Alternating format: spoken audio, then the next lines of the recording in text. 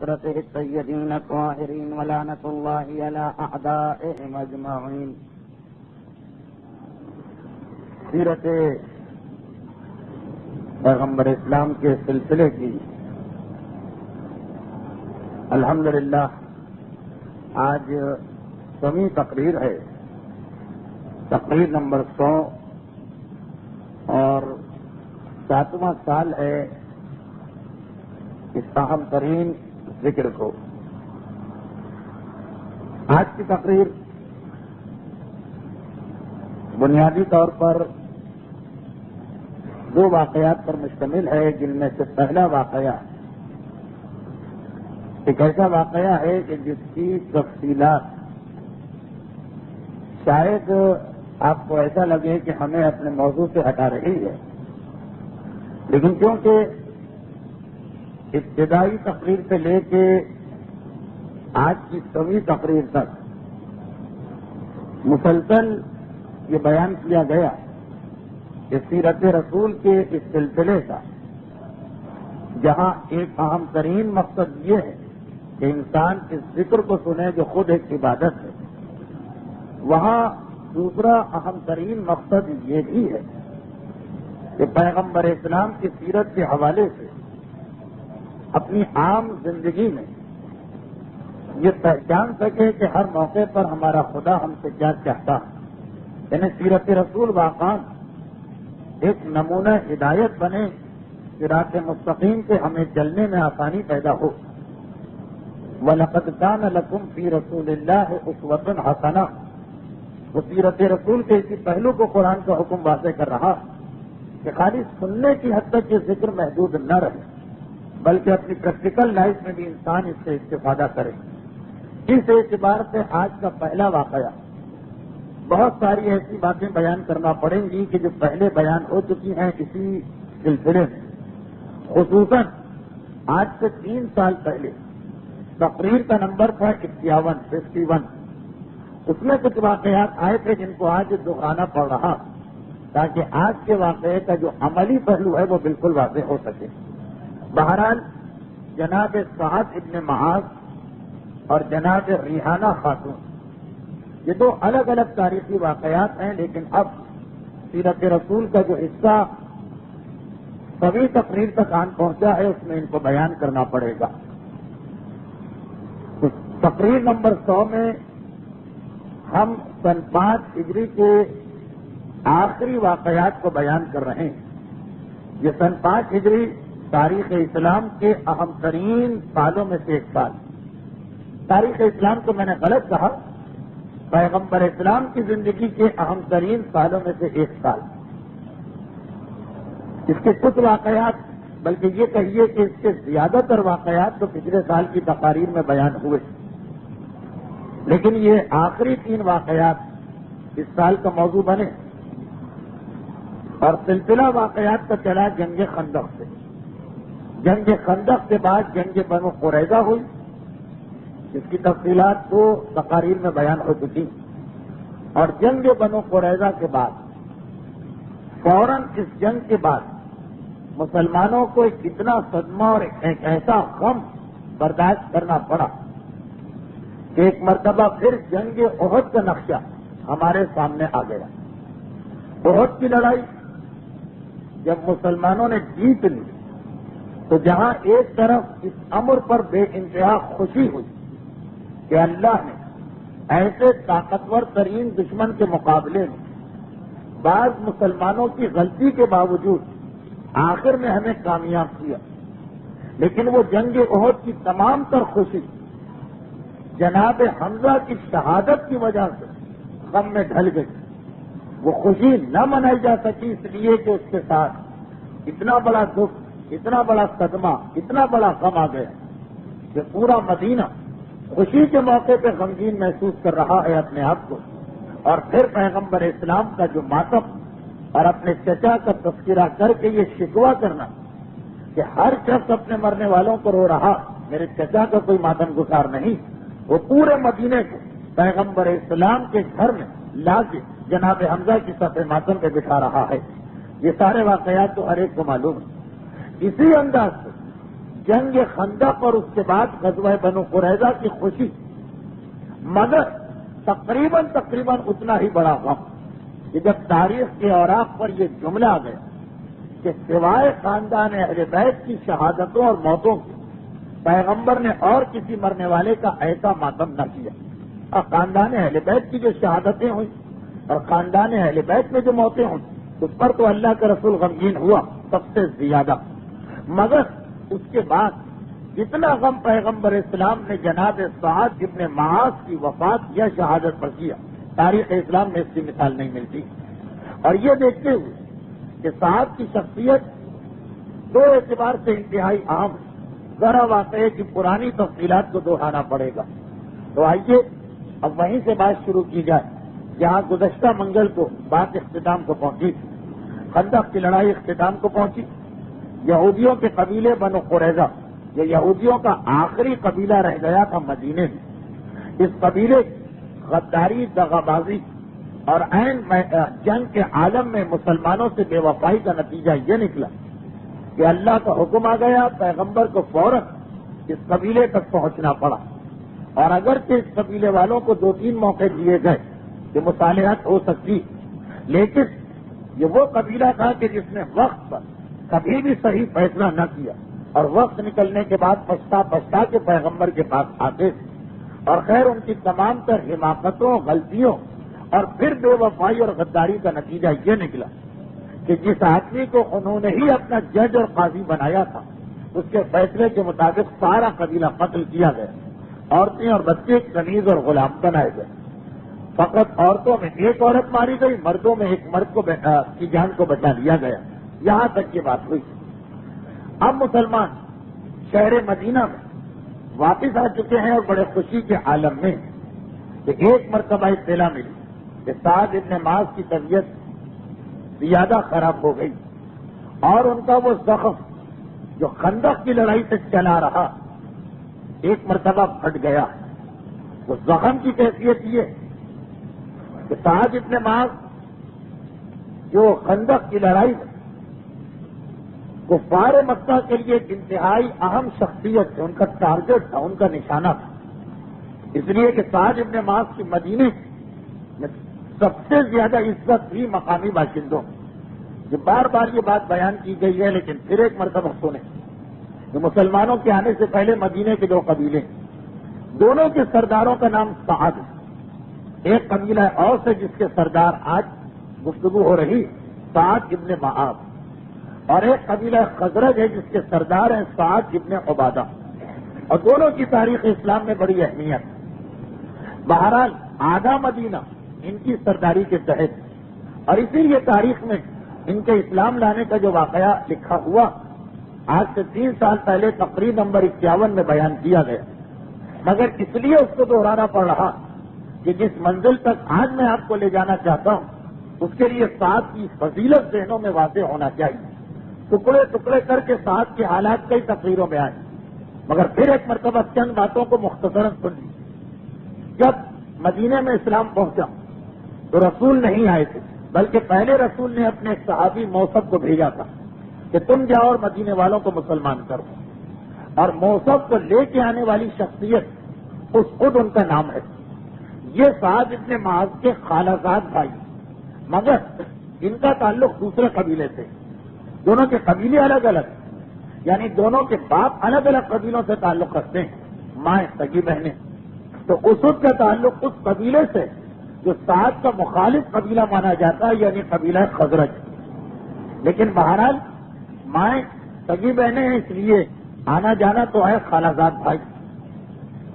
موصب ابن عمیر جب مدینے پہنچے تو پہلے تو یہی جناب اسد جو ان کو لے کر آئے تھے مدینے میں، جن کے حوالے پیغمبر نے کیا تھا موصب کو، جو سب سے پہلے پیغمبر کی بیعت کر کے آئے اور بار بار کہتے ہیں کہ آپ مدینے آئیے، تو پیغمبر نے اپنے ان صحابی کو انہیں کے حوالے کیا کہ پہلے مدینے میں اسلام پھیلاؤ، اس کے بعد پھر مجھے آنے کی دعوت دینا۔ اسد ایک تو آ گئے پیغمبر کے نائب اور صحابی کو، جناب موصب ابن عمیر کو، اور اپنے قبیلے کی حد تک کام شروع بھی کر دیا، لیکن اب یہ احساس ہے کہ جب تک کہ دوسرے قبیلے میں بھی کام نہ ہو مدینہ کبھی بھی مسلمانوں کا گڑھ اور مرکز نہیں بن پائے گا، اور ہم رسول کو کبھی بھی اپنے درمیان نہیں لا سکتے. یعنی دوسرے الفاظ میں جب تک کہ اس جماعت کے یا کمیونٹی کے دونوں گروپ ساتھ نہ دیں، اب ہر وقت ان کے دل میں یہ خیال ہے کہ کسی طرح سے جو دوسرا قبیلہ ہے جس کے سردار میرے اپنے خالہ زاد بھائی، ان کو ملایا جائے. لیکن یہ بھی معلوم ہے کہ وہ اپنے عقیدے میں کتنے سخت اور مضبوط ہیں. ایک دن جناب موصب ابن عمیر کو لے کے ان کے میزبان اسد سعد ابن معاذ کے قبیلے کے ایک باغ میں جا کے بیٹھ گئے، اور وہاں قبیلے کے مختلف نوجوانوں سے بات ہونے لگی. سردار قبیلہ سعد ابن معاذ جب ان کو اطلاع ملی تو انہوں نے اپنے قبیلے کے ایک اور سردار یعنی اپنے نائب کو بھیجا. اب نام کیونکہ تقریر کو مشکل کر دیتے ہیں، اس لیے میں نام زیادہ نہیں دہراؤں گا، مگر ایک ایک مرتبہ تو نام لینا پڑے گا. اب یہ 3 نام ہو گئے، سعد ابن معاذ سردار قبیلہ، اسد جو میزبان ہے پیغمبر کے صحابی کے، اور اسید جو سعد ابن معاذ کے چچا زاد بھائی اور ان کے نائب بھی، ان کو بھیجا کہ جاؤ اور جا کر ان لوگوں سے کہو کہ یہ یہاں سے چلے جائیں، ہمارے قبیلے کو گمراہ نہ کریں، اپنے غلط عقیدے اور خیالات کو یہاں لا کے نہ پھیلائیں. یہ سعد ابن معاذ کی اس وقت کی حالت ہے جب وہ بت پرست تھے، جب وہ کفر و شرک کے اندر تھے. اپنے نائب کو بھیجا کہ چلے جائیں، کیونکہ سعد ابن معاذ براہ راست سامنے نہیں آنا چاہتے تھے اپنے خالہ زاد بھائی کے. وہ بھی بہرحال اپنے قبیلے کی ایک اہم ترین شخصیت ہے. تو اپنے نائب سے کہا کہ تم جا کے ان سے کہو کہ یہاں سے چلے جائیں. اب وہ سعد کے نائب اسید نیزہ لے کے بڑے غصے کے عالم میں اس باغ میں داخل ہوئے جہاں پیغمبر کے صحابی موصب ابن عمر بیٹھے ہوئے، اور ایک مرتبہ کہا کہ تم لوگ اپنے قبیلے کو تو گمراہ کر چکے ہو، اب ہمارے قبیلے میں یہ گمراہی لے کے کیوں آ رہے؟ نکل جاؤ یہاں سے، ورنہ ابھی تو ہم تمہاری عزت اور احترام کر رہے ہیں، پھر تلوار اور نیزے کی زبان میں بات چیت ہوگی. غصے میں بکھرے ہوئے. اب مسئلہ دوہرا مسئلہ، ایک تو قبائلی تعصب اور پھر مذہب کا بھی مسئلہ. موصب ابن عمیر پیغمبر کے صحابی، کوئی خاص ان میں خصوصیت ہوگی، کوئی ان کے کام کا ایسا ہی طریقہ ہوگا کہ رسول نے اپنے سارے صحابیوں کے مقابلے میں خاص ان کا انتخاب کیا مدینے کے لیے. بڑے ہی ٹھنڈے مزاج کے اور حالات کو سمجھ کے کام کرنے والے. اتنا غصہ انہوں نے دیکھا جناب اسید کا، اور ان کے ساتھ بھی جو آدمی ہے وہ کوئی کمزور آدمی نہیں، اس کے ساتھ اس کا پورا قبیلہ، لیکن انتہائی نرمی سے کام لیا اور کہا کہ ہے اسید. اچھا یہ جملہ تاریخ میں ہے کیونکہ میں مختصر بتا رہا ہوں، تفصیلات میں نہیں جا رہا، کہ جس وقت غصے کے عالم میں بھرے ہوئے جناب اسید یہ خطاب کر رہے تھے، اسی وقت موصب کے ساتھی نے ان سے کہہ دیا کہ اس قبیلے کے 2 اہم ترین شخصوں میں سے ایک شخص ہے یہ اگر کسی طرح ہمارا ساتھی بن گیا تو آدھا کام تو ہو گئے. موصب نے انتہائی نرم لہجے میں کہا کہ اے اسید، ہماری تمہاری کوئی پرانی دشمنی نہیں، کوئی ایسا نہیں ہے کہ تمہیں مجھ سے یا مجھے تم سے انتقام لینا، کوئی کسی قسم کا جھگڑا نہیں. اتنے غصے کی کیا بات ہے، ہم چلے جائیں گے یہاں، اگر 2 منٹ بیٹھ کے بات تو کرو، ہم اور تم ذرا کچھ دیر گفتگو تو کریں. آپ کی انداز سے بات کی وہ پورا جملہ ہے، میں تو مختصر کر رہا ہوں کہ اسید کافر ہیں، مشرک ہیں، مگر بہرحال یہ سب لوگ وہ ہیں جن کی فطرتیں بالکل ٹھیک. ایک مرتبہ ذرا شرمندہ ہوئے، نیزہ زمین پہ رکھ کے بیٹھ گئے. کہا کیا بات ہے؟ اب جناب موصب ابن عمیر لمبی چوڑی تفصیل میں گئے بغیر قرآن کی چند آیتوں کی تلاوت.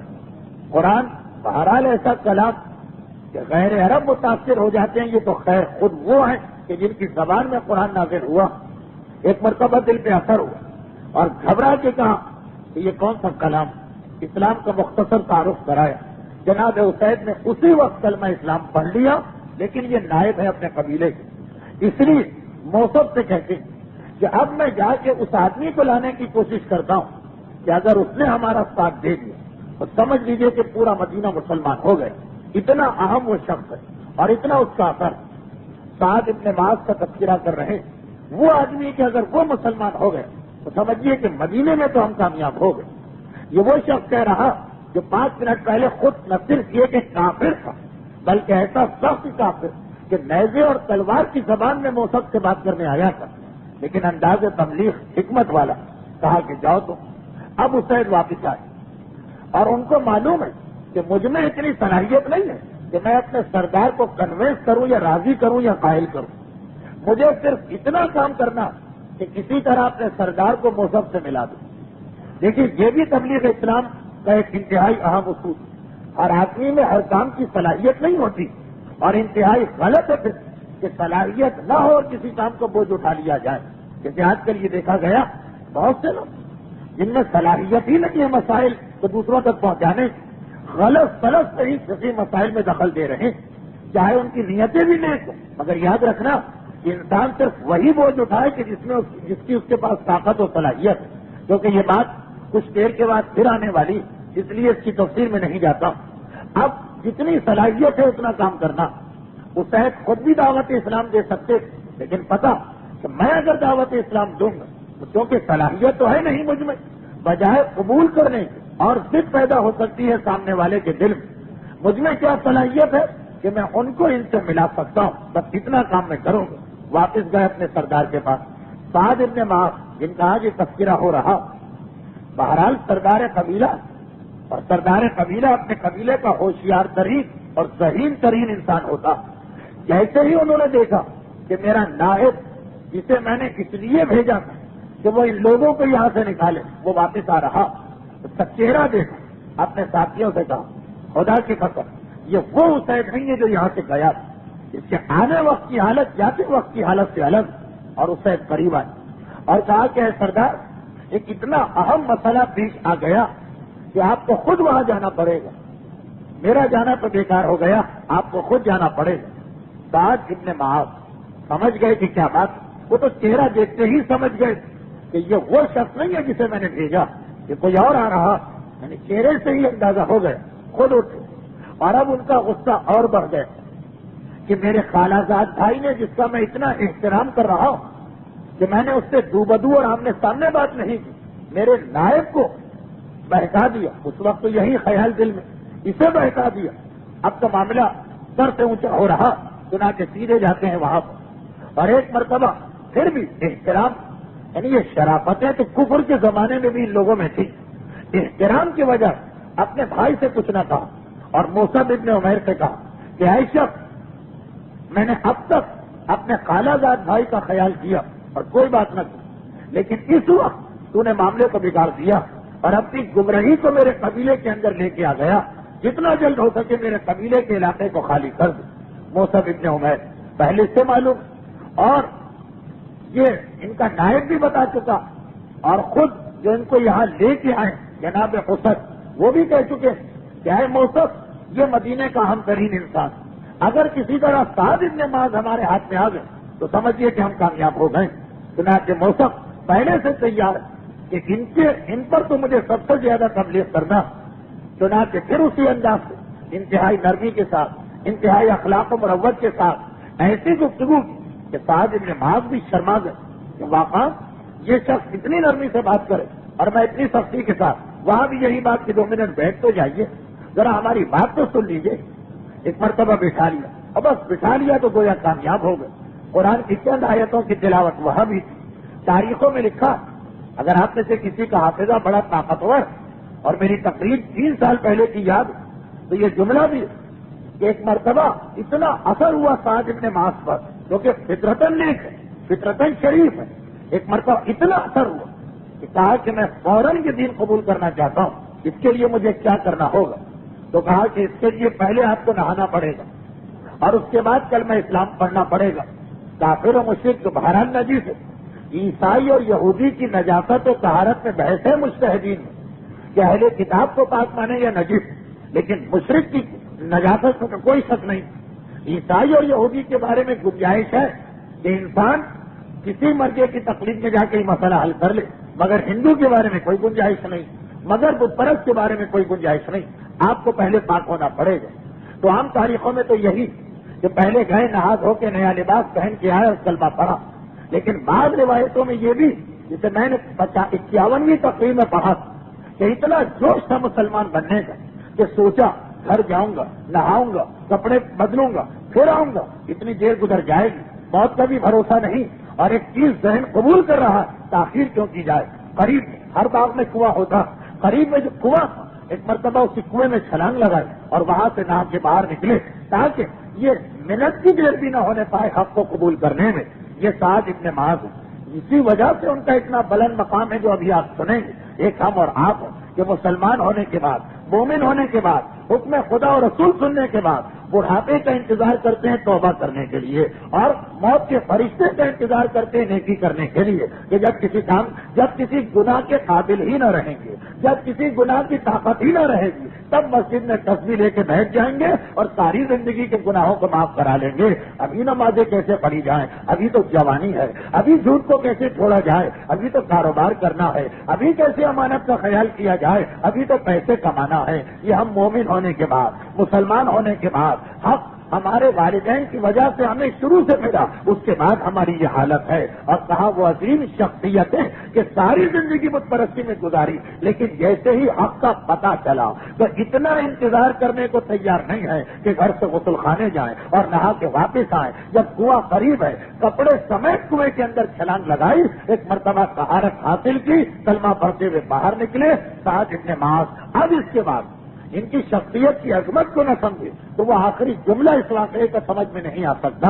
اب اس کے بعد اصل کام سعد ابن معاذ کا اس کے بعد شروع ہوتا، خود مسلمان ہو گئے، اپنے سارے قبیلے کو جمع کیا۔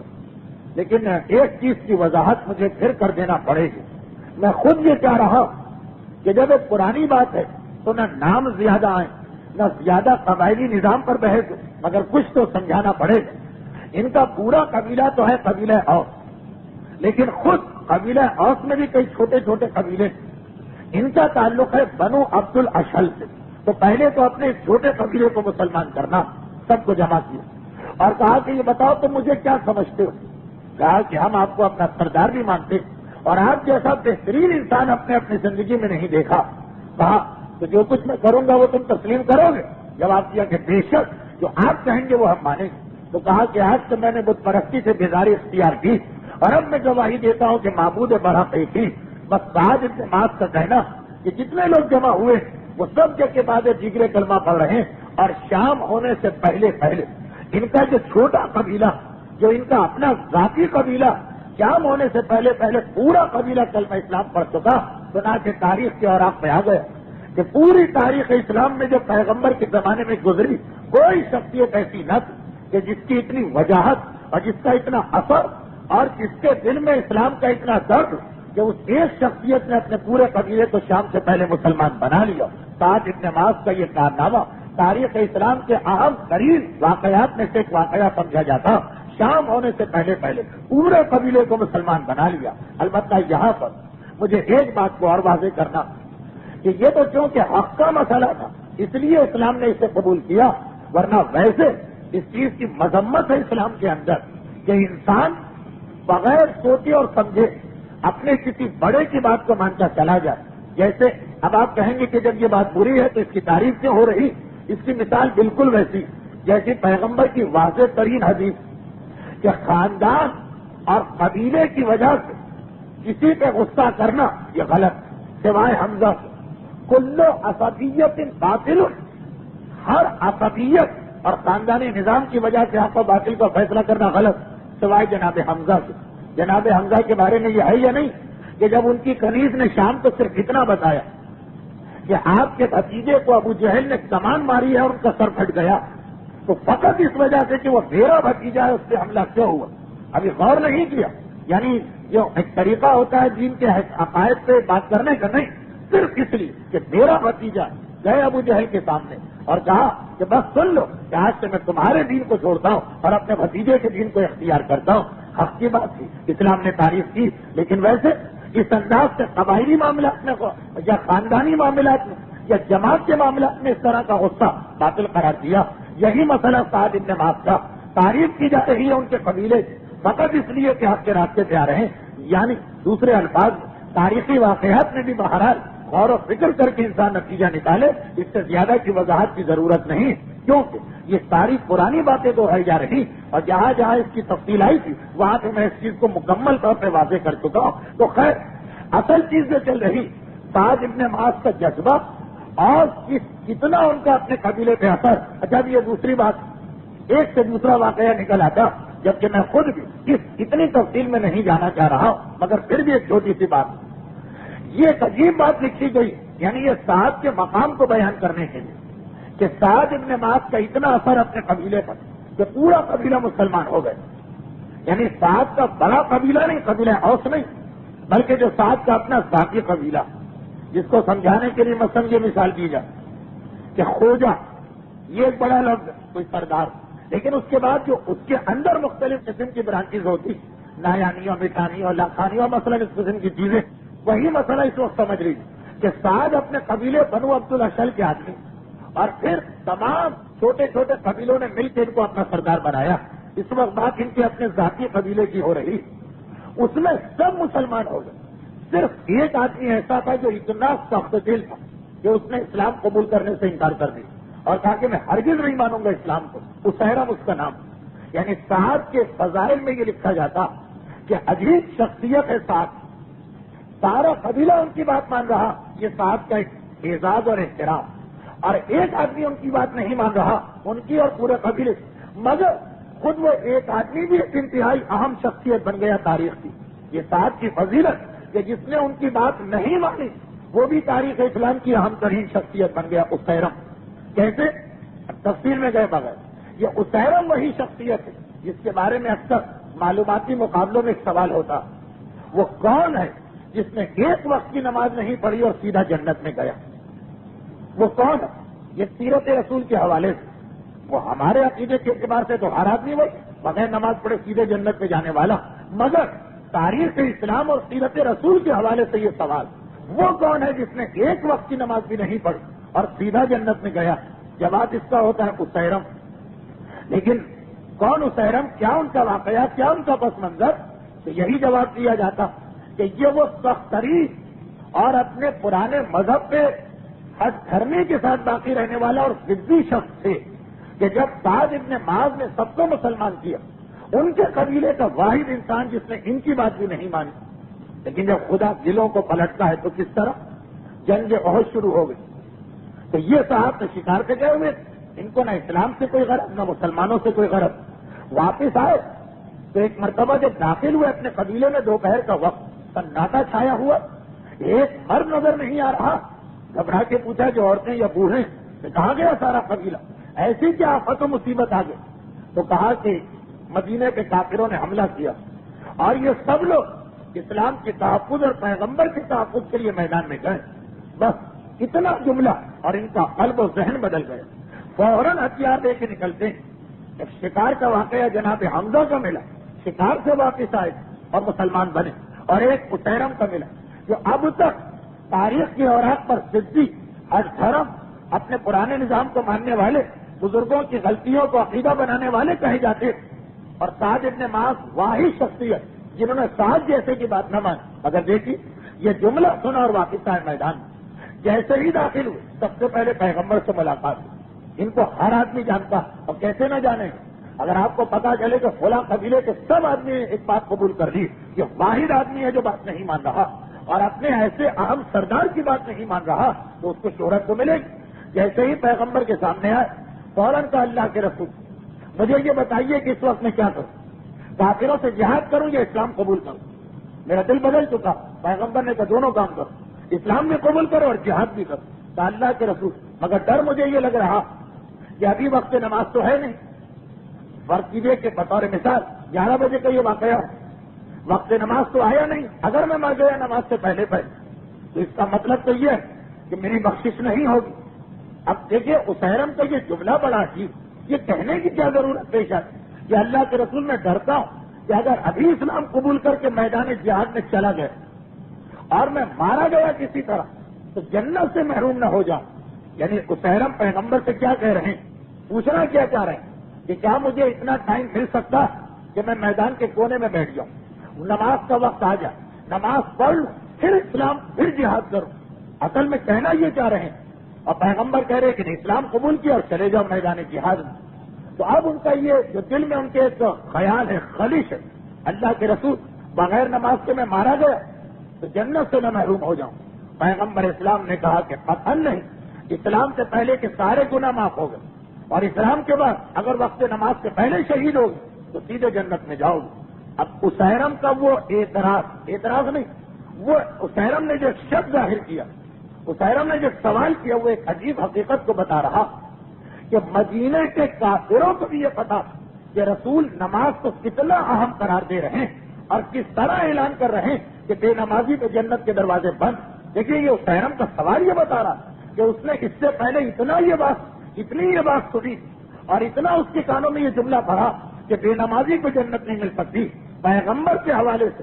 کیا اب اس وقت اسلام قبول کرنے کے باوجود وہ پریشان کہ اگر میں پہلے مر گیا نماز سے تو میں ایسا نہ ہو کہ جنت سے محروم ہو جاؤں. جب پیغمبر نے اطمینان دلایا کہ اگر وقت نماز ہی نہیں آیا اور تو مر گیا تو تو بغیر نماز کے بھی جنت میں جا سکتا, یہ اس کے لیے عذاب اور جنت کے دروازے بند کہ وقت نماز آنے کے باوجود وہ نماز نہ پڑھے اور دنیا سے رخصت ہو جائے چاہے شہید ہی کیوں نہ ہو. یہ اسیرم کے جملے سے یہ لگ رہا. خیر پیغمبر نے کہا فکر نہ کرو, پہلے کی ساری نمازیں معاف اس لیے کہ وہ کفر تھا اور ابھی کسی نماز کا وقت ہی نہیں آیا. اگر وقت نماز مل گیا تو پڑھ لینا, وقت نماز نہ ملا تو تو جنت میں جائے گا. بس اتنا سنتے ہی اسیرم آگے بڑھے. یہ 2-3 بڑے اہم جملے جیسے ہی میدان میں داخل ہوں باقی مسلمانوں نے تو ان کا استقبال کیا, ایک ساتھی مل رہا, ان کے قبیلے نے ان کو دیکھا نفرت کے ساتھ منہ کو پھیر لیا, تاؤ سیرم واپس چلے گا, ہم کسی کافر کی مدد قبول کرنے کو تیار نہیں. شرمندہ ہو کے کہا وہ زمانہ گیا, اب میں مسلمان بن چکا ہوں, اور یہ کہہ کے جہاد کیا اور میدان جہاد کے اندر شہید ہو کے گرے.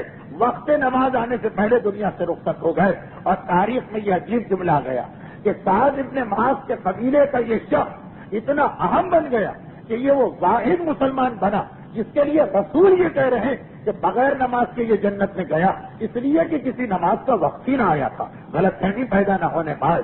تو سعد ابن معاذ کو اللہ نے کیسی فضیلت دی, ان کے سارے قبیلے نے ان کی بات مانی تو یہ ان کی فضیلت. ایک آدمی نے ان کی بات نہ مانی تو وہ ایک آدمی خود اتنا صاحب فضیلت بنا کہ ہمیشہ ہمیشہ کے لیے اس کا نام تاریخ کے اوراق پر آئے گا. یہ ہے سعد ابن معاذ, یہ ہے مسلمانوں کی اتنی اہم شخصیت. اب کیونکہ میں سعد کے حالات بھی نہیں بتانا چاہتا اور پرانی باتوں کو دہرانا بھی نہیں چاہتا تو کتنی ہی چیزوں کو نظر انداز کرتے ہوئے بالکل آخر پر جو آج کی تقریر کا موضوع ہے وہاں پہ آ جاؤں. یہی وہ عظیم صحابی جو میدان خندق میں زخمی ہوئے اور روایت کے مطابق ان کا زخمی ہونا پیغمبر کو اتنا غمگین کر گیا کہ اللہ کا رسول عام طور پہ بد دعا نہیں دیتا.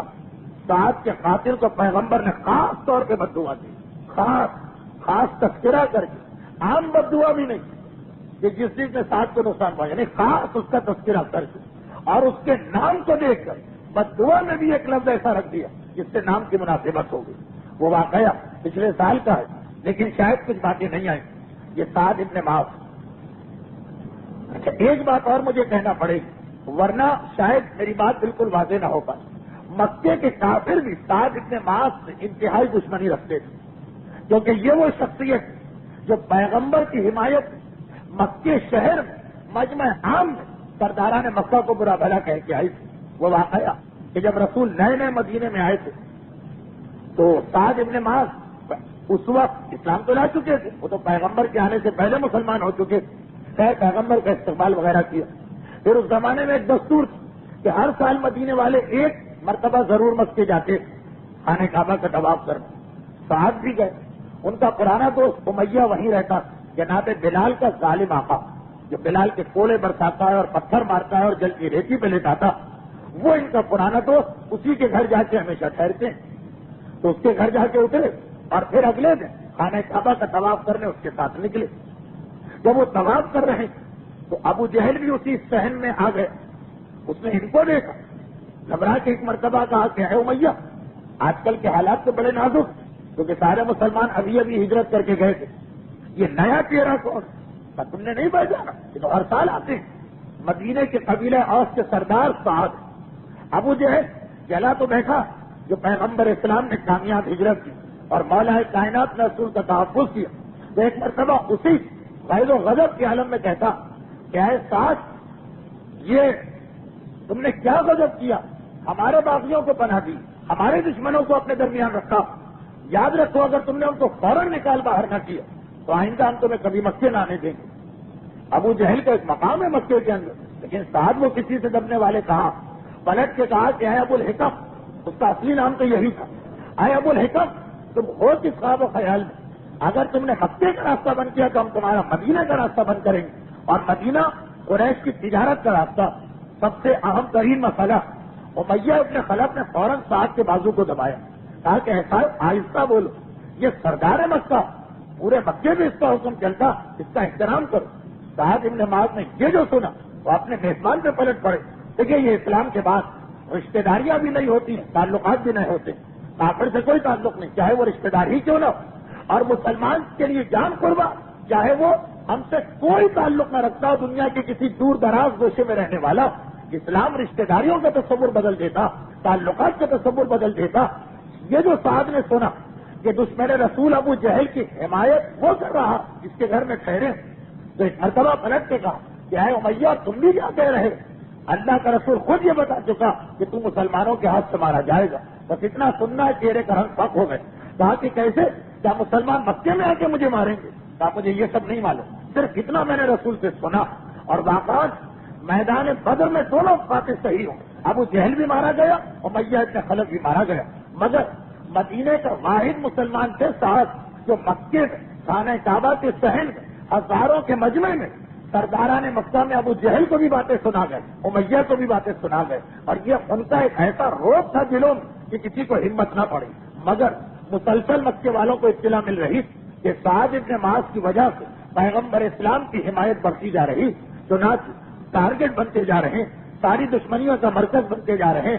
اور پھر آخر میں میدان خندق میں جو سعد ابن معاذ نے 2-3 کارنامے بیان کیے، جو 2-3 کارنامے انجام دی، جس کو میں بیان نہیں کروں گا کیونکہ وہ تو پچھلے ہی سال کی تقریریں، آپ کہیں گے ہر چیز پرانی ہی آ رہی ہے، اس کو چھوڑ دیتا ہوں. اس کے بعد تو یہ طے کر لیا تھا مکے والوں نے کہ چاہے ہم رسول کو کوئی نقصان پہنچا پائیں یا نہ پہنچا، سعد ابن معاذ کو نہیں چھوڑنا. اس کی وجہ سے رسول طاقتور بن رہے ہیں، یہ وہ لوگ سوچ رہے ہیں. چنانچہ جس وقت عمر ابن عبدود مولا کی تلوار سے مارا گیا، اور اس وقت ایک مرتبہ مسلمان اور کافر دونوں لشکر تھوڑی دیر کے لیے غافل ہوئے. کافر اس لیے کہ ان کا سردار مارا گیا، مسلمان اس خوشی میں کہ اتنا بڑا دشمن دین واصل جہنم ہوا. تھوڑی سی دیر ذرا مسلمان پہرے دار اپنی اپنی ڈیوٹی سے غافل ہوئے، اور ایک کافر جس کا نام تھا ابن عریقہ وہ خندق پار کر کے آیا اور صاف نشانہ لے کے وہیں پہ تیر مارا، جس کے بارے میں جناب عائشہ پہلے ہی سے ڈر رہی تھی. وہ جملہ بھی تھا کہ جب سعد اس دن اپنے گھر سے خندق کے میدان میں آ رہے تھے تو جہاں سے گزرے اس مکان میں ان کی والدہ بھی بیٹھی اور جناب عائشہ بھی بیٹھی، اور یہ رجس پڑھتے ہوئے آ رہے تھے کہ اس سے زیادہ اچھا موقع کون سا ہوتا جب موت کا فرشتہ انسان کے دروازے پہ آتا. تو ان کی ماں نے کہا تھا کہ ایسا آج مبارک ہو، کاش وہ دن آج ہی کا دن ہو. یہ اسلام لانے کے بعد ماؤں کی حالت ہوتی. لیکن جناب عائشہ کہتی کہ میں نے دیکھا کہ سعد نے جو وہ زرہ پہنی لوہے کا لباس، وہ سائز سے کچھ چھوٹی، یعنی ایک ہاتھ اس سے باہر نکل گیا، ایک ہاتھ آستین جو تھی آستین، اور وہ بھی ایک آستین چھوٹی تھی. میرے دل میں ڈر پیدا ہوا کہ ایسا نہ ہو کہ دشمن کسی کو نشانہ بنا کے سعد کو نقصان پہنچائے. اور سعد کا احترام سب لوگ کرتے ہیں، اور وہی ہوا کہ جب سعد میدان میں پہنچے وہ دشمن پیچھے سے آ گئے، اور اس نے دیکھا کہ بہترین موقع، مسلمان پہرے دار بھی خوشیاں منا رہے ہیں اور سعد کی زرہ میں بھی تھوڑی سی کمی رہ گئی. چنانچہ سعد کے ہاتھ سے وہ تیر مارا، جس کے نتیجے میں سعد زمین پہ گرے اور پکار کے کہا انا ابن العریقہ، میں عریقہ کا بیٹا ہوں جس نے یہ کارنامہ انجام دیا. بس اس نے اپنے ہاتھ کو عرقہ کہا، پیغمبر نے اس لفظ کو بدل کے حرقہ کہا اور کہا حرق اللہ بنار الاخرہ وجہک، اللہ جہنم کی آگ سے تیرے چہرے کو جلائے.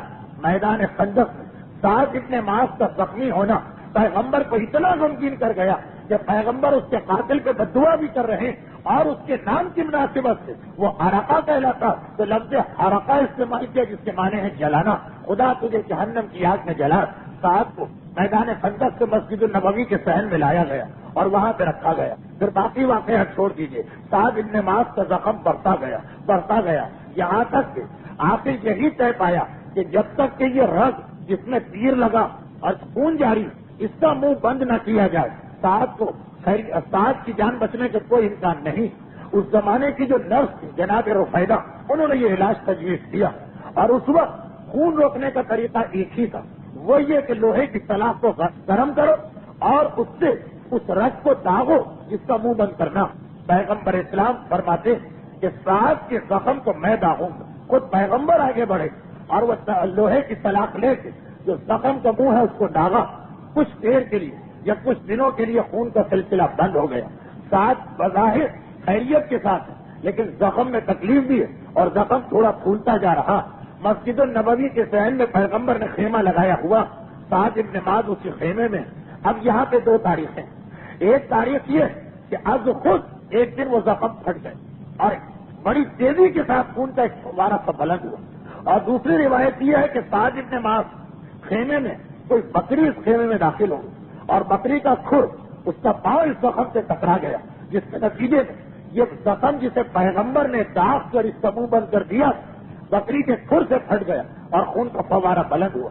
چاہے پہلی روایت صحیح ہو یا دوسری, یہ فقہ اور عقیدے کی روایت نہیں ہے کہ بہت زیادہ اس پر ریسرچ کی جائے. تاریخی واقعات. خلاصہ یہ کہ وہ زخم جسے پیغمبر نے اپنے ہاتھ سے بند کیا بکری کے کھر لگنے سے کھل گیا یا خود بخود پھٹ گیا اور خون کا ایک فوارہ جاری ہوا. پیغمبر اسلام کو اطلاع ملی اللہ کے رسول آپ کے صحابی کی حالت بہت نازک, اتنی تیزی سے خون نکلا کہ اب بچنا بہت مشکل ہے. پیغمبر اسلام سعد ابن معاذ کے خیمے میں داخل دیکھا کہ واقعا میرا یہ صحابی غشی کی عالم میں. پیغمبر تیزی سے آگے بڑھتے ہیں, زمین پر بیٹھتے ہیں, سعد کا سر لے کے اپنے سانوں میں رکھتے ہیں. سعد اور سعد کا قصیدہ پڑھ رہے ہیں, جملے بھی سعد کی تعریفیں کر رہے ہیں. سعد کے غشی کی عالم میں غشی کی عالم محسوس کیا کہ کسی نے مجھے گود میں لیا. آنکھیں کھولی, پیغمبر کو دیکھا. پہلے تو بے اختیار سلام کیا, السلام علیکم یا رسول اللہ, اور اس کے بعد تیزی کے ساتھ اپنے سر کو پیغمبر کے زانوں سے ہٹایا. اس بے ہوشی اور غشی کے عالم میں بھی سعد کو یہ احساس ہے کہ اللہ کا رسول, ہم اس کے غلام, ہم اس کے خادم, ہم اس کی پاؤں کے خاک کے برابر بھی نہیں. میرا سر پیغمبر کے زانوں پر ہو, یہ احترام رسالت کے خلاف نہ ہو جائے, یہ گستاخی نہ ہو جائے.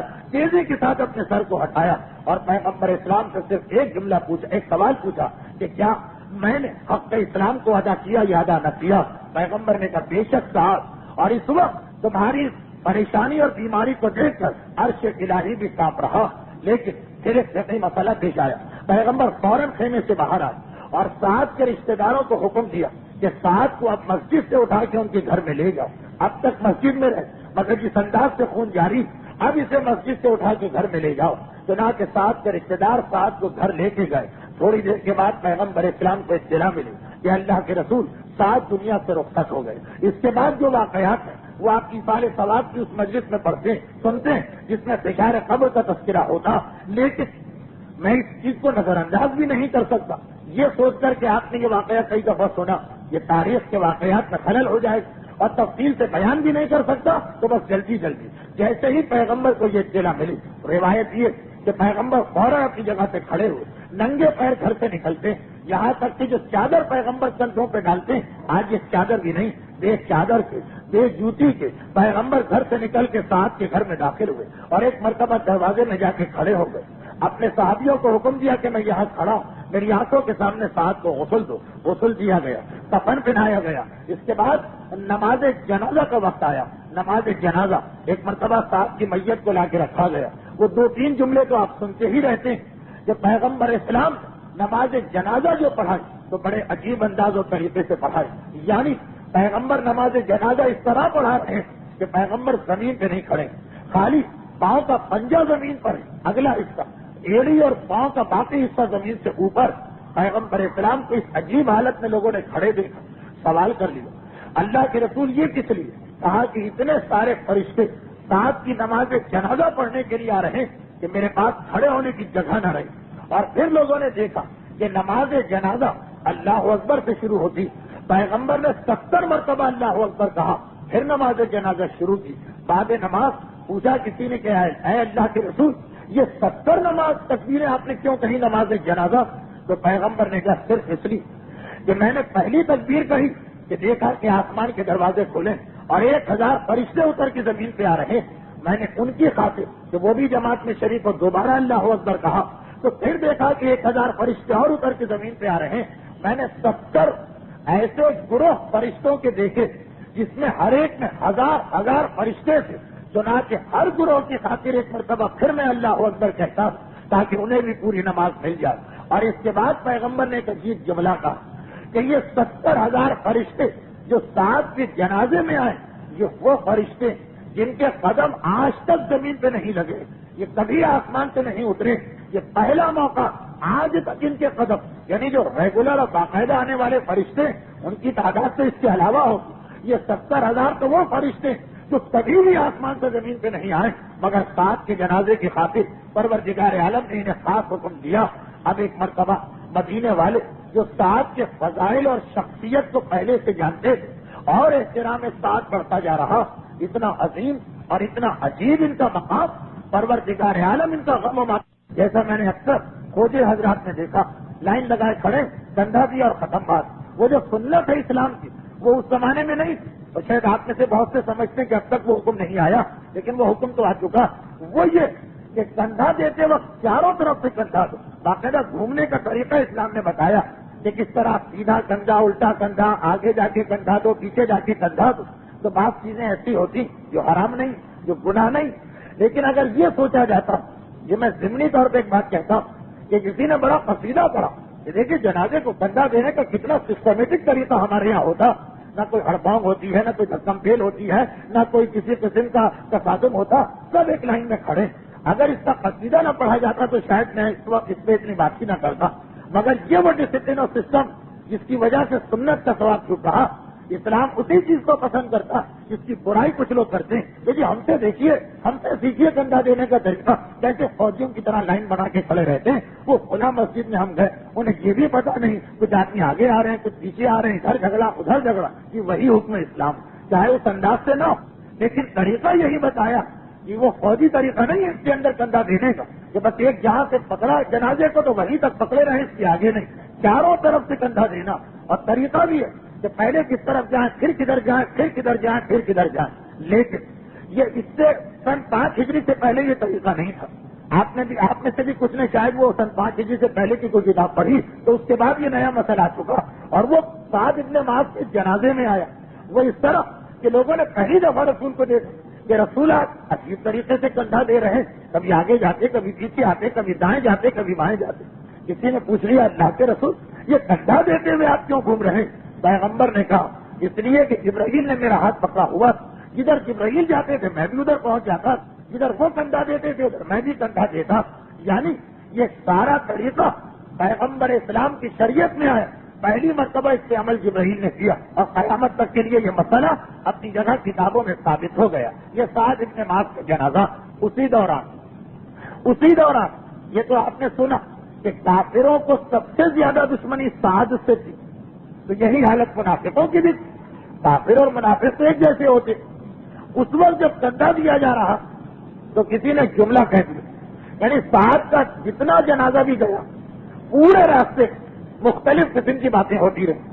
کوئی سعد کے فضائل پوچھ رہا ہے کہ اللہ کے رسول آپ نے 70 تکبیریں کیوں کہی, کوئی یہ پوچھ رہا ہے کہ اللہ کے رسول آپ زمین پہ صحیح طور پہ کھڑے کیوں نہ ہو, تو یہ پوچھ رہا ہے کہ اللہ کے رسول آپ نے اس طرح کندھا کیوں دیا. لیکن کسی نے ایک بات دوسرے سے کہی, وہ پیغمبر نے سن لی. وہ منافقوں کا طریقہ یہی, مجمع میں گھس جاتے ہیں, ایک بات ان سے کہی, ایک ان سے کہی, ایک ان سے کہی, ایک ان سے کہی. پیغمبر اسلام کے کانوں میں جملہ ہے کہ کوئی دوسرے سے کہہ رہا کہ دیکھو سعد کا جنازہ کتنا ہلکا جنازہ.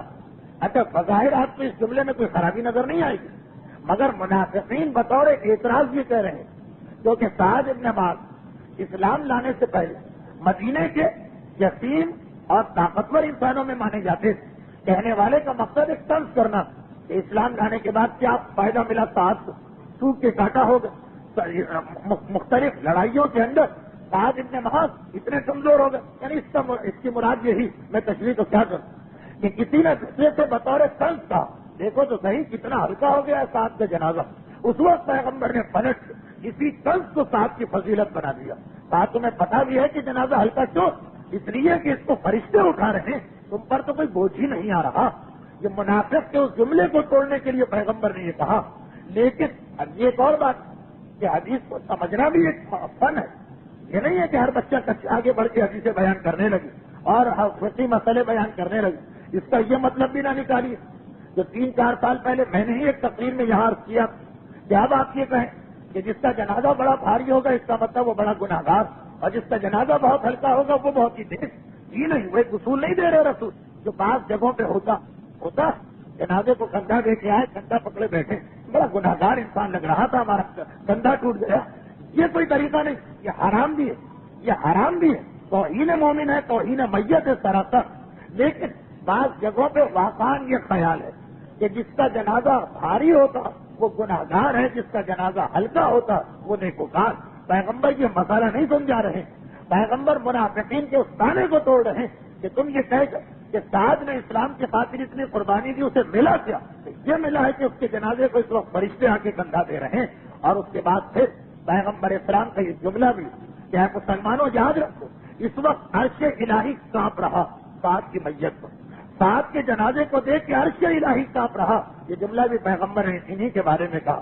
اور پھر بقیع کا قبرستان اور ایک آخری جملہ کہا کہ یاد رکھو کہ سعد کی شفاعت سے خدا اتنے لوگوں کو جنت میں داخل کرے گا جتنا ایک پورے قبیلے کے جانوروں کے جسم پر بال ہوتے ہیں. پورے قبیلے کے جانور اور ہر جانور کے جسم کے بال، اتنے گناہگار سعد کی شفاعت سے جنت میں داخل کیے جائیں گے. جیسے ہی بقیع کے قریب پہنچے ابو سعید خدری باہر آئے. ابو سعید خدری خود پیغمبر اسلام کے ایک اہم صحابی، اور شاید آپ میں سے ان کو کہ جو حج اور عمرے کے معلومات کے ساتھ جا چکے ہیں یہ یاد ہو کہ جنت البقیع آج کل کے حساب سے پیچھے کی جانب ایک ایسی قبر ہے کہ جو ایک دیوار کے اندر، ایک بہت بڑی دیوار ایک کمرے کے اندر، دیوار کیوں کہوں، ایک کمرے کے اندر. جو لوگ عمرے یا حج پہ گئے اور وہاں تک پہنچے وہ تو سمجھ گئے ہوں گے میری بات. اور باقی کے لیے تو ہر وقت یہ دعا ہے کہ خدا ہر ایک کو حج، عمرہ اور زیارت شہادہ معصومین سے مشرف کرے. تو جنت البقیع میں آج بھی جس گیٹ سے داخل ہو تو بالکل آخر ایک کمرہ بنا ہے جس کے اندر ایک قبر. اس کے بارے میں 2 روایتیں. ایک روایت یہ ہے کہ وہ جناب فاطمہ بنت اسد کی قبر، اور ایک روایت ہے کہ نہیں وہ ابو سعید خدری کی قبر. یہ ابو سعید خدری ان کا یہ واقعہ وہ باہر آئے. یہ سعد ابن معاذ کے ماموں یعنی سعد کی والدہ، ان کی چچازاد بہن، انہوں نے کہا کہ اللہ کے رسول میں نے سعد کی قبر کو تیار کر لیا، اور جب میں مٹی کھود رہا تھا اس میں سے مشک کی خوشبو آ رہی. پیغمبر نے کہا تمہیں کیا پتا کہ سعد کا مقام کیا؟ اور اس کے بعد بھی پیغمبر یہ یاد دلاتے رہے. تاریخوں میں لکھا کہ اس کے کئی مہینے کے بعد ایک مرتبہ کہیں سے خالص ریشم کا کپڑا مدینے میں آیا. پیغمبر کو بطور تحفہ کسی نے لا کے دیا. عرب کے لوگوں کے لیے خالص ریشم بہت ہی قیمتی اور بہت ہی بہترین لباس، کیونکہ عرب کے لوگ عام طور پر اونٹ اور بھیڑوں کے بال سے ان کے لباس پہنتے، بالوں کا بنا ہوا لباس کتنا سخت و کھردرا ہو، تو ریشم تو ان کو انتہائی بہترین لباس لگتا. اب یہ کئی مہینوں کے بعد کی بات، کئی مہینے گزر گئے، کسی نے وہ لباس جو ریشم کا کپڑا تھا اس پہ ہاتھ پھیرا اور رش کے لہجے میں کہا کتنا نرم کپڑا ہے. پیغمبر نے کہا تمہیں کیا پتا جنت میں جو سعد ابن معاذ کے رومال پروردگار نے رکھے وہ اس سے بھی زیادہ نرم. یعنی یہ روایت کا مقصد یہ کہ سعد کے انتقال کے کئی مہینے بعد بھی رسول ان کے فضائل مسلسل یاد دلاتے رہے. اب اتنے سارے فضائل اکٹھا ہو گئے یہاں تک کہ قبر آ گئی. ایک روایت میں ہے کہ رسول خود قبر میں اترے، ایک میں ہے کہ ان کے بھائی سے کہا کہ قبر میں اترو. بہرحال قبر تیار ہو رہی، سعد کا جنازہ قبر میں اتارا گیا. پھر پیغمبر اسلام قبر کو بند کر رہے ہیں اور 3 جملے کہہ رہے ہیں سعد کے بارے میں. تیسرا جملہ میں پورا نہیں پڑھ سکتا، وہ پچھلی دفعہ وجہ میں بتا چکا ہوں. کہا خدا رحمت نازل کرے اس مرد مومن پر. یہ سعد کے بارے میں رسول فرما رہے ہیں جس نے خدا کی خوشی کو ہر چیز پہ مقدم رکھا، یہاں تک کہ اپنی اولاد اور اپنے دامادوں کو ناراض کر لیا، خدا کو ناراض نہیں کیا. یہ پہلی فضیلت ہمارے سامنے آ رہی ہے. پیغمبر قبرستان میں کہہ رہے ہیں خدا کی رحمت اس مرد مومن پر جس نے اللہ کی خوشی کے خاطر اپنے بیٹوں اور دامادوں کو ناراض کر دیا. ایسے واقعات پیش آئے ہوں گے کہ بیٹوں اور داماد کے تقاضے کچھ اور ہوں گے. ہو سکتا ہے یہی بنو قریظہ کا واقعہ جب ان کے قبیلے نے کہا کہ اے سعد ہمارے سردار ہماری ناک نہ کٹنے پائے، آپ ان یہودیوں کا فیور کر لیجیے. وہ پچھلی ہی دفعہ کا واقعہ تو کیا کہا تھا کہ نہیں اب وقت آخر قریب ہے، اللہ کی بارگاہ میں میں کسی کی پرواہ نہیں کروں گا. تو یہ پیغمبر تعریف کر رہے ہیں، یہ خود مومن کی ایک بڑی صفت. اللہ ناراض نہ ہو چاہے دنیا ناراض ہو جائے، اللہ کو خوش کرنا یہ سب سے بڑی نیکی. دعائے عرفہ میں امام حسین علیہ السلام فرماتے ہیں ایک انتہائی اہم دعا ہے میرے مظلوم امام کی دعائیں عرفہ. عرفات کے میدان میں تو جو جاتے ہیں وہ پڑھتے ہی، لیکن جو وہاں نہ پہنچ پائیں کسی سال تو گھر میں ضرور پڑھا کریں 9 ذیل. کیا ہے میرے پروردگار، اگر میں نے تجھے پا لیا تو سب پا لیا، چاہے پھر پوری دنیا میرے ہاتھ سے نکل گئی، میں نے کچھ نقصان نہیں کیا. اور اگر تو مجھے نہیں ملا تو میں نے سب کھو دیا، چاہے پوری دنیا میرے ہاتھ میں آ گئی. یہ مومن کی زندگی کا منشور، یہ آئین ہے، یہ زندگی گزارنے کا طریقہ. پیغمبر کہہ رہے ہیں اللہ کی رحمت اس مرد مومن پر، اللہ کی رحمت کے جس نے خدا کی خاطر بیٹوں اور داماد کو ناراض کر دی. پھر اگلا جملہ، اور اللہ کی رحمت اس پر جس نے امر بالمعروف اور نہی عن المنکر مسلسل کیا. یہ ساتھ کی اہم ترین خصوصیت بیان ہو رہی. اس کا مطلب یہ کہ اسلام میں امر بالمعروف اور نہی عن المنکر کی اہمیت کتنی زیادہ کہ پیغمبر نہ ساتھ کی نمازوں کا ذکر کرے، نہ روزوں کا ذکر کرے، نہ جہاد کا ذکر کرے، نہ دیگر عبادات کا ذکر کرے، جبکہ ہر عبادت میں ساتھ غیر معصوموں میں سب سے آگے تھے. لیکن امر بالمعروف اور نہی عن المنکر کا ذکر کر رہے ہیں، اور کب ذکر کر رہے ہیں؟ جب سارا مدینہ حیران ہے کہ سعد ابن معاذ کا اتنا بڑا مقام کیسے ہو گیا. اور اس وقت پیغمبر یہ بتا رہے ہیں کہ اللہ کی رحمت اس پر اس نے امر بالمعروف اور نہی عن المنکر کی.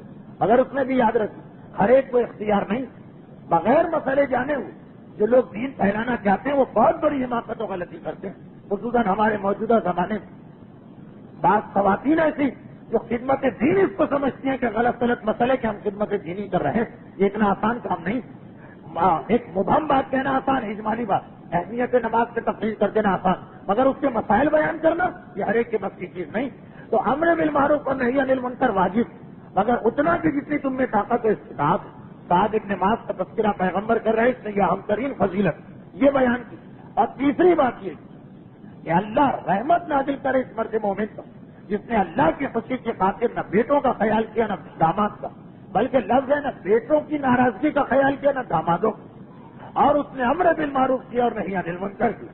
اور اس نے غیظ و غضب کا مظاہرہ کیا، یعنی غصے کا مظاہرہ کیا جو اسلام میں حرام ہے. اگر یہاں پہ جائے غصے کا مظاہرہ کیا خدا کے لیے، خدا کے رسول کے لیے، اور علی ابن ابی طالب کے لیے. یہ رسول کا جملہ، یہ رسول یعنی ہر جگہ غصہ حرام ہے، لیکن حق کی خاطر غصہ نہ صرف یہ کہ جائز ہے بلکہ اتنی بڑی فضیلت ہے کہ سعد کی قبر پہ پیغمبر اس کو دوہرا رہے ہیں. اور پھر کہا کہ اے سعد تو کافروں کے گلے میں اٹکی ہوئی ہڈی کی مانند تھا، اور کاش تو اس وقت زندہ رہتا. وہ واقعات پیش نہ آتے. بس اس کے بعد میں پچھلی دفعہ سنا چکا ہوں. پیغمبر قصیدہ پڑھتے ہیں سعد کا، اور 3 خصوصیتیں بتا رہے ہیں. اچھا یہیں پر ضمنی طور پہ 2 چھوٹی باتیں اور سن لیجیے. جب ان تمام واقعات کے بعد جبرائیل آئے تو کہا اللہ کے رسول کیا آپ کو معلوم ہے کہ سعد کا اتنا بڑا مقام کیسے ہوا؟ پیغمبر کو معلوم ہے، جبرائیل کو بھی پتا ہے کہ پیغمبر کو معلوم ہے. یہ جملہ امت رسول کے لیے جو حیران تھی کہ سعد کو اتنی بڑی فضیلت کیسے ملی، ہم بھی تو رسول کے ساتھ ہیں. تو جبرائیل نے کہا کہ آسمانوں پر یہ بات مشہور ہے کہ سعد کو اتنی بڑی فضیلت اس لیے ملی کہ سعد سوتے جاگتے اٹھتے بیٹھتے، سواری پہ جاتے سواری سے اترتے، آرام کرتے آرام سے اٹھتے، کھاتے کھانے کے بعد سورہ قل هو اللہ کی تلاوت کیا کرتے اپنی زندگی میں مسلسل و متواتر، جس کی وجہ سے ان کا اتنا بڑا مقام ہوا. یعنی دیگر وجوہات کے علاوہ ایک اہم ترین وجہ یہ. اور سورہ قل هو اللہ جسے 1/3 قرآن کہا گیا، 1/3 کیوں کہا گیا؟ اس کی ایک وجہ یہ بھی اسلام کے پاس 3 بنیادی عقیدے، توحید کا، رسالت و امامت کا اور قیامت کا. قل هو اللہ عقیدہ توحید، 1/3 جو عقائد اسلامی وہ اس میں آ گئے. قل هو اللہ کی تلاوت زیادہ کرتے، اور تلاوت کا مقصد اس کو سمجھتے بھی تھے، پتا بھی تھا کہ سورہ کیا رہا، خدا کی ذات کتنی عظیم. قل هو اللہ احد، اللہ کو ایک مانتے. یہ نہ ہو کہ زبان پہ اللہ ایک اور 2 اللہ، ایک وہ اللہ، ایک بیویاں، ایک بچے، ایک گھر والے، ایک کاروباری آدمی، ایک سیٹ صاحب، وہ سب جو تفصیلات آپ علماء سے سنتے ہیں. قل هو اللہ کی اہمیت کہ بار بار پڑھنے سے مقام ملتا ہے. اس کا مطلب کیا کہ سوائے اللہ کا اور کسی کو نہ طاقتور مانو نہ بڑا مانو. ایک بات یہ ہوئی. ایک بات اور سن لیجیے. سعد کا اتنا بڑا مقام آج آ گیا سیرت رسول کے حوالے سے. تو یہ سوال کہ اتنی فضیلت جو ملی تو سعد کی زندگی آپ نے سنی مگر پھر بھی مختصر. ایک تو رسول کی 3 باتیں، یہ 3 باتیں رسول نے بتائی. ایک جبرائیل کا اضافہ اور ایک خود سعد نے ایک مرتبہ یہ بتایا کہ میں 3 نیکیاں ایسی کرتا ہوں. سعد کا جملہ یہ کہ میں تکبر کی نیت سے نہیں کہہ رہا ہوں، پروردگار نے ایک نعمت دی ہے اس لیے میں تمہیں بتاتا ہوں کہ میں بہت ہی چھوٹا اور معمولی آدمی ہوں، مگر 3 میں ایسے کام کرتا ہوں کہ میرے پروردگار نے اس کی وجہ سے مجھے اتنا بڑا مقام اور مرتبہ دیا. اب یہ سعد خود اسٹیٹمنٹ دے رہے ہیں، یہ سعد اپنی زندگی خود بتا رہے ہیں. 3 چیزیں. پہلی چیز یہ بتائی کہ کبھی میں نے رسول کی کسی حدیث میں وسوسہ نہیں کیا. یہ بہت ہی اہم مسئلہ ہے. سعد اس کو جو اتنا اہم بتا رہے ہیں، وجہ کیا؟ وجہ یہ کہ قرآن کو تو بہت سے لوگ مان لیتے مگر حدیث کے بارے میں شیطان بہت زیادہ بہکا دیتا. اور سعد کے زمانے سے آج تک آپ کو یہ خرابی نظر آئی. داڑھی رکھنے کو تیار ہے مگر حدیث سے نہیں رکھیں گے، قرآن سے رکھیں گے. خود سعد بتا رہے ہیں کہ میں نے کبھی رسول کی کسی حدیث میں وسوسہ نہیں کیا. قرآن کو مان لینا اتنا کمال نہیں، وہ کمال ہے لیکن اس کو تو ماننا. اصل چیز ہے رسول اور امام کے اقوال کو بھی ماننا اور اس کو برابر سے اہمیت دینا. دوسری چیز یہ کہ نماز میں کبھی میرے خیالات ادھر ادھر نہیں گئے. نماز جو پڑھی تو پکی پڑھی، مکمل پڑھی. اور اس کا بھی قل اللہ سے تعلق.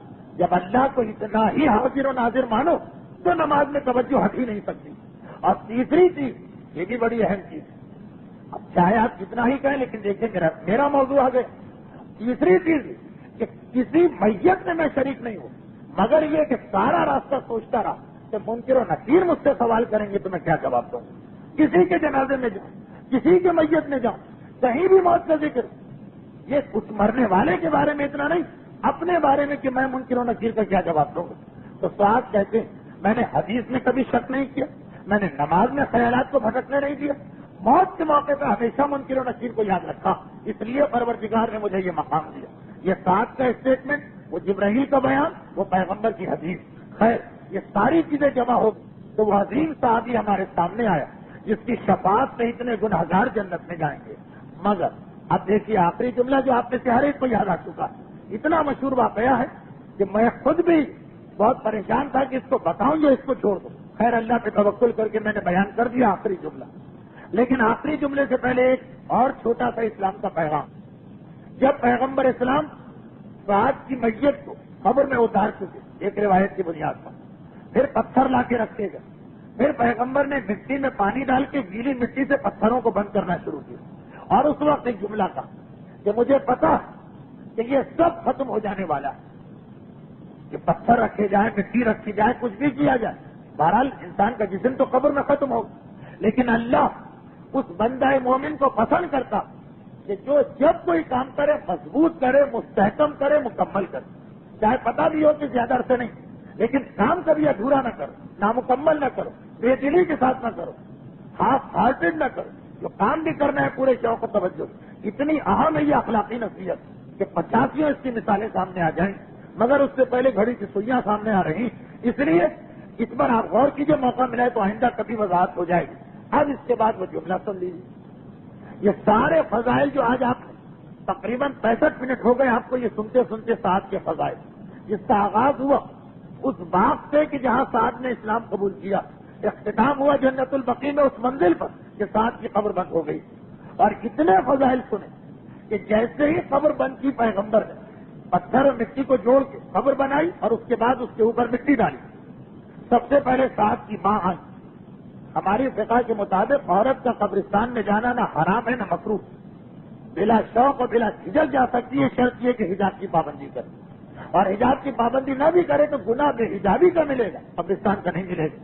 ایک دلیل یہ بھی کہ جیسے ہی قبر تیار ہوئی سب سے پہلے سعد کی ماں آئی اور کہا کہ اے سعد تجھے جنت مبارک ہو.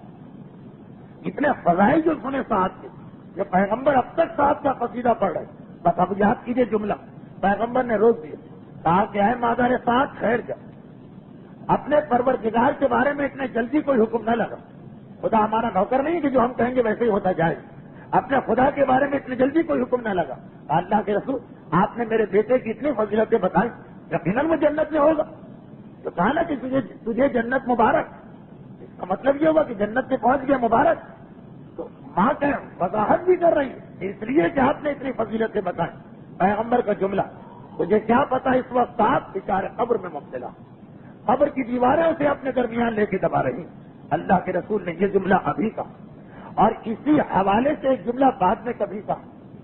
پیغمبر کے پاس بھی کچھ ایسے لوگ تھے جنہیں بڑا شوق تھا یہ پیغمبر سے فتویٰ لینے کا کہ کسی طرح پیغمبر عذاب قبر کو ختم کر دیں. کچھ لوگوں کو بڑی بے چینی ہوتی ہے نا کسی طرح یہ ثابت ہو جائے کہ قبر میں کوئی عذاب نہیں، نہ فشار ہے نہ عذاب ہے، کچھ بھی نہیں. کچھ لوگ تو اس سے بھی آگے بڑھتے جنت و جہنم کے عذاب کو بھی چھوڑ دیتے. وہ کہتے ہیں خالی خواب و خیال کی بات. یہ دیگر بات ہے کہ جس کا یہ عقیدہ ہو کہ جنت و جہنم جسمانی نہیں ہے وہ کافر ہے. جس کا عقیدہ یہ ہو کہ عذاب قبر جسمانی نہیں ہے وہ کافر تو نہیں، مسلمان و مومن مگر گناہ گار. تو کچھ لوگ تو وہاں تک پہنچ جاتے ہیں لیکن عذاب قبر سے بچنے کی ہر ایک کو جلدی ہوتی. پیغمبر سے بھی ایک مرتبہ کسی نے کئی طریقوں سے پوچھا اللہ کے رسول آخر یہ فشار آئے گا کیوں؟ خدا کو فائدہ کیا ہوگا اس کے اندر؟ ضرورت کیا ہے خدا کو؟ پیغمبر نے کہا بس ایک بات یاد رکھو، اگر فشار قبر کوئی معاف ہونے والی چیز ہوتی تو سب سے پہلے سعد ابن معاذ کا فشار معاف ہوتا. جب ان جیسے صحابی کو فشار مل گیا تو پھر یہ آگے یہ ارسطو افلاطون اور ہیگل کانٹ و منطق و فلسفہ سب بیکار. جب سعد ابن معاذ جیسا فشار سے نہ بچ سکتا پھر اب کوئی نہیں بچ سکتا. ایک اصول حتمی اصول رسول نے بتا دیا. یہ سعد ابن معاذ کا فشار. پوچھا گیا اللہ کے رسول آخر اتنے عظیم صحابی کو یہ احساس کیوں ملا؟ تو پیغمبر نے جواب دیا فقط اس لیے کہ سعد اپنی بیوی سے انتہائی بد اخلاق ہے. یہ جملہ یہ آپ کے سنے ہوئے جملے آخری 5 منٹ میں آپ نے کوئی نئی بات نہیں سنی لیکن سیرت رسول کا ٹکڑا اس لیے یہاں تک مجھے بیان کرنا پڑا. پھر پیغمبر واپس مدینے آئے اور دل کھول کے ساتھ کا غم کیا گیا، ساتھ کا ماتم کیا گیا، ساتھ کو یاد کیا گیا. آخری جملے سے بس ہماری گفتگو یہ اختتام کی منزل پہ چلی گئی. اور جناب ریحانہ خاتون کا واقعہ وہ آج اب نہیں آ پائے گا لیکن بہت ہی اہم واقعہ بشرطیے کی تاریخ سے ثابت ہو جائے وہ ایک الگ مسئلہ. اس میں ایک انتہائی اہم پیغام، وہ پیغام آئندہ آئے گا عورتوں کے حوالے سے. آج دیکھیے تقریر میں ایسی بات آ گئی جس میں مردوں کے لیے ایک پیغام. یہ اکثر انسانوں کی ایک بہت بڑی خرابی ہے جس کی جانب رسول نے اشارہ کیا. اکثر انسانوں کو 3 قسم کے انسان ہوتے ہیں. ایک وہ ہے کہ جو ہر جگہ بد اخلاق ہوتے ہیں، چاہے بیوی ہو، چاہے ماں ہو، چاہے باپ ہو، چاہے دوست ہو، چاہے رشتے دار ہو، چاہے پڑوسی ہو، چاہے پارٹنر ہو، چاہے امام ہو، چاہے رسول ہو، چاہے اللہ. ایک وہ ہے جو ہر جگہ خوش اخلاق ہوتے ہیں اور ایک وہ ہے جو ان کے سید جو گھر کے باہر بڑے خوش اخلاق ہوتے ہیں، گھر کے اندر آ کر گھر کے باہر کی ساری تھکن، سارے غصے، ساری ناکامیاں نکالتے ہیں. یہ تیسرا گروہ ہے لوگوں کا کہ وہ اب باہر انسان کی زندگی کبھی مصیبتیں ہوں گی، کبھی پیسے کی کمی ہوگی، کبھی کاروباری مسئلہ ہوگا، کبھی دشمنیاں ہوں گی، لیکن اب کس سے یہ بات کہیں اور کوئی نہیں ملتا. گھر میں پتا ایک کنیز ہم خرید کے لائے، بلکہ کنیز کے بھی کچھ حقوق ہوتے ہیں، اس سے بھی یہ کہیں گزری. اب جتنا بھی باہر کا غصہ ہے وہ گھر پہ نکالا جاتا ہے. اور بعض لوگوں کے ذہن میں خدا معلوم یہ غلط فہمی کیوں کہ مردانگی مرد وہی ہے کہ جو اپنی بیوی سے سختی سے بات چیت کرے. ساتھ اتنے ماں آپ نے دیکھا کہ شرافت نفس کے اعتبار سے عرب میں ایک مثال جو یہ سمجھنے کے باوجود بالکل اب کیوں میں نے پورا واقعہ ساتھ کا پڑھا اس لیے کہ اس کے آغاز میں جملہ گزرا. یہ سمجھ رہے ہیں ساتھ اس وقت کہ موسم میرے قبیلے کے جوانوں کو گمراہ کر رہے ہیں، یعنی دین کی بات آ گئی. پھر بھی اتنے خوش اخلاق کہ جب موسم نے کہا بیٹھ کے بات کیجیے تو شرمندہ ہو کے بیٹھ گئے. عقیدے تک کے مسئلے میں جو اتنے خوش اخلاق اس وقت کا جو عقیدہ تھا. مگر مزاج بعض مردوں کو بات کا نہیں اکثر کا گھر کے اندر انتہائی سخت ہوتے ہیں، ساتھ باہر اتنے خوش اخلاق مشہور، اگر گھر میں ایسے بیوی کے ساتھ سختی کا رویہ رکھنے والے کہ پیغمبر کو کھلے مجمع میں بقی کے قبرستان میں ان کی یہ خرابی بتانا پڑی جو قیامت تک تاریخ میں آ گئی. ساتھ کا مسئلہ بھی تو دیکھیے، ساتھ بھی خدا سے شکوہ کر سکتے کہ پروردگارہ غلطیاں بہت سے لوگ کرتے ہیں، ان کی غلطی چھپ جاتی، میری غلطی قیامت تک کے لیے مثال بن گئی. وجہ یہی اس کا مقام جتنا بڑا ہے اتنا ہی اس کی ذمہ داری بھی زیادہ. تو یہ ایک انتہائی اہم حکم ہے اسلام کا کہ اپنے گھر والوں کا بھی تمہیں خیال کرنا. اور وہ حدیث جو میں اکثر باغ زہرا کے پہلے حصے میں پڑھتا رہتا ہوں آئندہ سال تو نہیں ہوگا یہ سلسلہ، لیکن جو مقصد تقریباً ہر سال پڑھی کہ کسی نے پیغمبر سے پوچھا اللہ کے رسول آپ کی نگاہ میں سب سے اچھا مومن کون ہے؟ نمازی، روزے دار، حاجی، ظاہر کون؟ تو پیغمبر نے عجیب پہچان بتائی، کہا سب سے اچھا مومن وہ ہے جو اپنے گھر والوں کے لیے سب سے اچھا، جو بیوی اور بچوں کے معاملے میں خوش اخلاق کو سب سے بہتر۔ ساتھ اتنی فضیلت کے بعد اور فضیلتیں پھر بھی جاری رہی، وہ بات کی وہ حدیث کہ پیغمبر نے کہا ساتھ کا جنت کا رومال ذرا دیکھ لو تو پتا چلے کہ کپڑا کسے کہتے۔ بعد میں بھی قصیدہ پڑھا، پہلے بھی قصیدہ پڑھا، مگر دیکھیے بغیر خبر آ گئے۔ یہ اسلام کا ایک انتہائی اہم حکم۔ البتہ یہ مطلب بھی نہیں ہے خوش اخلاقی کا بیوی بے پردہ گھومے تو نظر انداز، بیوی گناہ کرے تو نظر انداز، وہ آئندہ منگل کو عنوان آئے گا۔ جناب ریحانہ خاتون کے واقعے میں اس کا تذکرہ ہونے والا، لیکن بہرحال یہ ایک مسئلہ کہ بیوی کے ساتھ انسان کے تعلقات آقا اور کلیس کے تعلقات نہ ہو، خدا اور بندے کے تعلقات نہ ہو کہ جیسے وہ خدا بن کے بیٹھے، بلکہ واقعی تعلقات، برابری کے تعلقات اور اس احساس کے تعلقات کہ ہم کسی کی دکان پہ گئے، اس نے پانی پلا دیا ہم کو تو ہم تھینک یو کہتے ہیں، اور بیوی خدمت کرتے کرتے اپنی ہڈیوں کو سرما بناتے پھر بھی ہم کبھی یہ نہیں سوچتے کہ اس کا بھی شکریہ ادا کرنا۔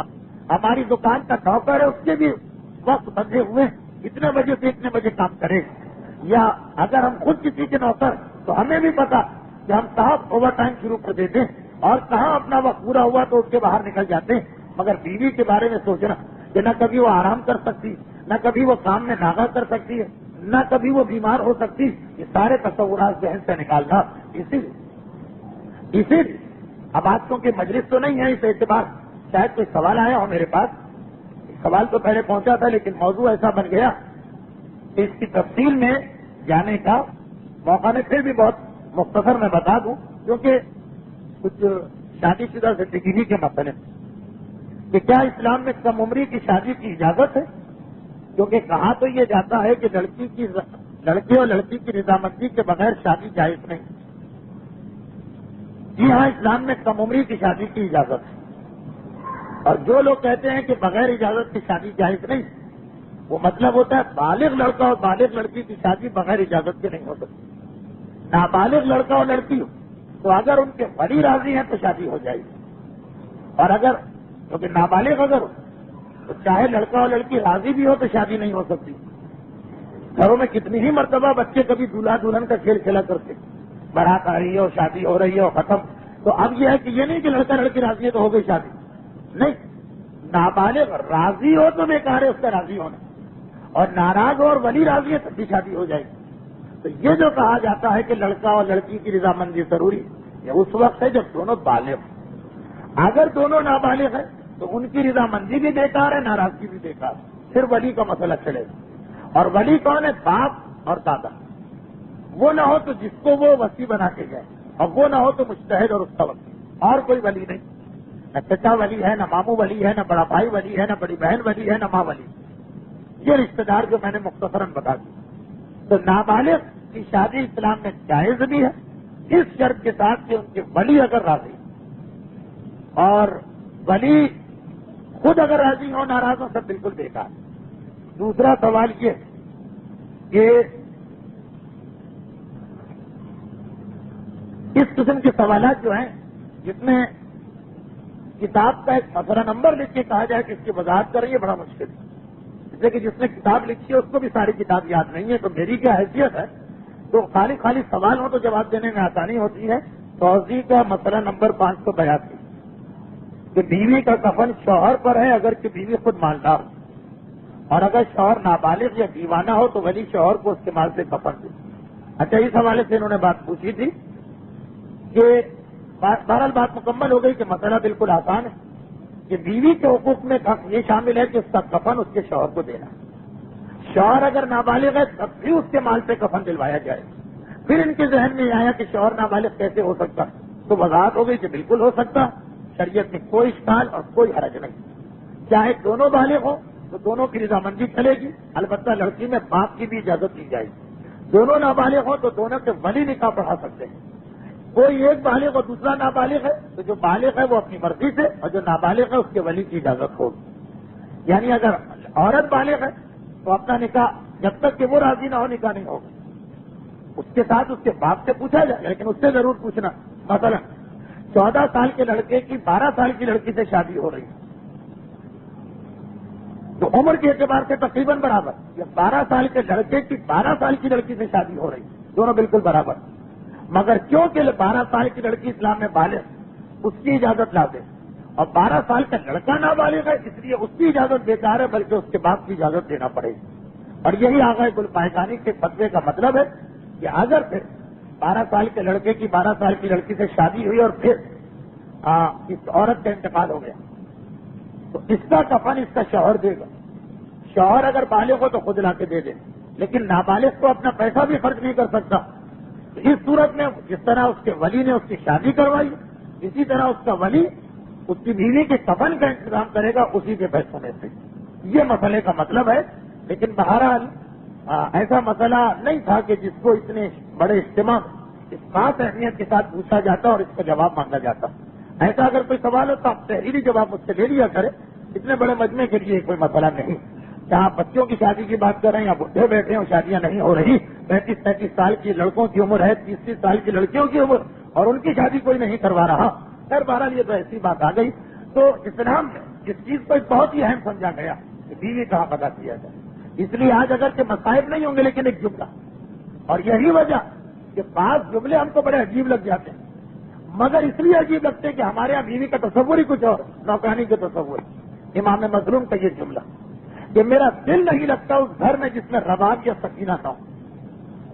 سکینہ کے بارے میں کہتے ہیں تو لوگوں کی سمجھ میں آ جاتا بیٹی، لیکن جناب رباب کا بھی تذکرہ کیا، اس لیے کہ رسول اور امام کو یہ چیزیں دنیا تک پہنچانا، اور جب مشکل مسئلے ہوتے ہیں تو اپنی ذات کو پیش کر کے پہنچانا ہوتا۔ اپنا نام لیا کہ میرا دل اس گھر میں نہیں لگ رہا، یہاں پہ رباب نہ ہو، ایک اہمیت بتا رہے کہ دیکھو یہ ہے بیوی کا حق اور بیوی کا مقام۔ لیکن ہاں یہ بات صحیح کہ پھر بیوی بھی رباب جیسی کہ جو مر گئی، لیکن جو کربلا میں وعدہ کر کے آئی تھی، نہ وہ کبھی فرش بچھا کے بیٹھی، نہ کبھی سائے کے نیچے جا کے بیٹھی۔ بیوی اتنی قربانی دے تو شوہر پھر وہ حق ادا کرتا۔ عام طور پہ کسی ایک جانب سے کوتاہی ہوتی تو سیرت رسول بس اسی ذکر پہ اختتام کو پہنچی۔ انشاءاللہ جناب ریحانہ خاتون کے واقعے میں مسئلے کا دوسرا رخ واضح کیا جائے گا۔ پروردگارہ تجھے واسطہ اپنے رسول کا، اور تجھے واسطہ اس رسول کے اس فرزند حسین ابن علی کا کہ جن کا تذکرہ آخر تقریر میں ہو گیا، ہم سب کو دنیا اور آخرت کی ہر مصیبت سے محفوظ بھی فرما، اور ہمیں دنیا اور آخرت رسول اور حسین ابن علی کی شفاعت اور مدد نصیب فرما، ہمارے جملہ مرحومین کی مغفرت فرما۔ پروردگارہ ان اہم ترین شخصیتوں کی محبت کا واسطہ جو ہمارے سینوں میں ہے، ہمارے تمام گناہوں کی مغفرت فرما، ہمیں ان کے راستے پہ چلنے کی توفیق عطا فرما۔ پروردگارہ اس ذکر رسول اور ذکر امام کا واسطہ، جس طرح تو نے رسول اور امام کی زندگی کے تمام ظالموں کو مہلت دینے کے بعد نیست و نابود کی، آج بھی دنیا میں جہاں جہاں جو ظالم، خصوصاً عراق کا ظالم ترین حکمران صدام، جلد از جلد اس کو نیست و نابود فرما۔ ہمارے تمام علماء اور مجتہدین، خصوصاً آیت اللہ خی اور ان کے اہل و عیال کی نگہبانی اور حفاظت فرما۔ انقلاب ایران کو استقامت دوام عطا فرما، اور ان مظالم کے انتقام کے لیے اپنی آخری حجت کے ظہور میں تعجیل فرما۔ ربنا تقبل منا انک انت السمیع العلیم